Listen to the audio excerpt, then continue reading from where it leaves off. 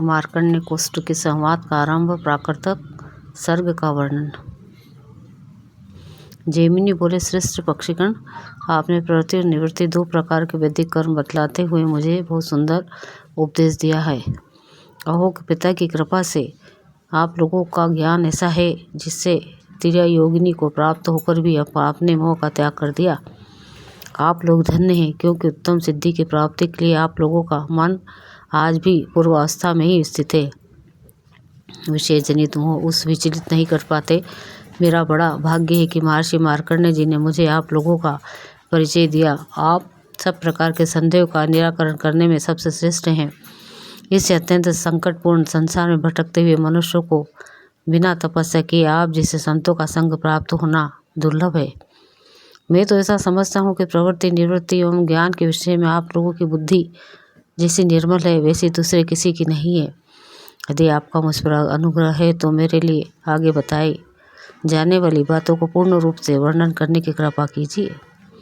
ये स्थावर जंगम जगत कैसे उत्पन्न हुआ, कल्पांत में पुनः किस प्रकार यह लय को प्राप्त होगा, देवता, ऋषि, पितर और भूत आदि के वंश कैसे हुए, मान्यवंतर किस प्रकार होते हैं, उनके वंश में उत्पन्न महापुरुषों के जीवन चरित्र कैसे हैं, जितनी सृष्टि, जितनी प्रलय, जैसे जैसे कल्पों के विभाग, जो जो मानदंड की स्थिति, जैसी पृथ्वी की स्थिति, जितना बड़ा पृथ्वी का विस्तार तथा समुद्र, पर्वत, नदी, वन, भूलोकों आदि, स्वर्गलोक समुदाय और पाताल की जिस प्रकार की स्थिति, वह सब मुझे बताइए। सूर्य, चंद्रमा आदि ग्रह, नक्षत्र और तो तारों की गति तथा प्रलय काल तक की सारी बातें मैं सुनना चाहता हूँ। जब इस जगत का संहार हो जाएगा तब उसके बाद क्या शेष रहेगा, इस प्रश्न पर भी प्रकाश डालिए। पक्षियों ने कहा, मुनिश्रेष्ठ, आपने हम लोगों पर प्रश्नों का ऐसा भार रख दिया जिसकी कहीं तुलना नहीं है। अब हम आपके पूछे हुए विषय का वर्णन करते हैं, सुनिए। पूर्व काल में मार्कंडेय जी ने ब्राह्मण कुमार कौस्तुकी से जो परम बुद्धिमान, व्रत स्नात तथा शांत स्वभाव वाले थे, जो कुछ कहा था वही हम आपसे कहते हैं। एक समय महात्मा मार्कंडेय मुनि श्रेष्ठ ब्राह्मणों से घिरे बैठे थे। वहाँ कौस्तुकी ने यही बात पूछी थी जिसे आपने हमसे पूछा है। भृगुनंदन मार्कंडेय जी ने बड़ी प्रसन्नता के साथ कौस्तुकी के प्रश्नों का उत्तर दिया। उसी का हम आपसे वर्णन करते हैं, आप ध्यान देकर सुने। जो सृष्टि के समय ब्रह्मा, पालन काल के विष्णु तथा संहार के समय जगत का अंत करने वाले अत्यंत भयंकर रुद्र हैं, उन संपूर्ण जगत के स्वामी पद्मयोनि पितामह ब्रह्मा जी को हम प्रणाम करते हैं।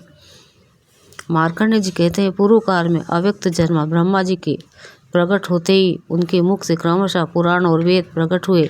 फिर महर्षियों ने पुराण की बहुत सी संहिताएं रची और वेदों के भी सप्त विभाग किए। धर्म, ज्ञान और वैराग्य और ऐश्वर्य, ये चारों महात्मा ब्रह्मा जी के उपदेश बिना नहीं सिद्ध हो सकते। ब्रह्मा जी के मानस पुत्र सप्त ऋषियों ने उनसे वेदों का ग्रहण किया और ब्रह्मा जी के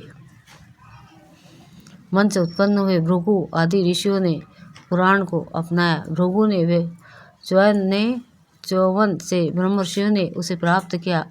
फिर उन्होंने दक्ष को उपदेश दिया और दक्ष ने मुझे इस पुराण को सुनाया था, वही आज मैं तुमसे कहता हूँ। यह पुराण कलयुग के समस्त पापों का नाश करने वाला है, जो संपूर्ण जगत की उत्पत्ति के स्थान, अजन्मा, अविनाशी, आश्रय स्वरूप, चराचर जगत को धारण करने वाले तथा परम पद स्वरूप है, जिन्हें आदि पुरुष ब्रह्मा कहा जाता है, जो उत्पत्ति, पालन और संहार के कारण है, किसी के औरस पुत्र न होकर स्वयं है, जिनमें संपूर्ण विश्व प्रतिष्ठित है, जो हिरण्यगर्भ, लोका सृष्टि से लगे रहने वाले और परम बुद्धिमान है।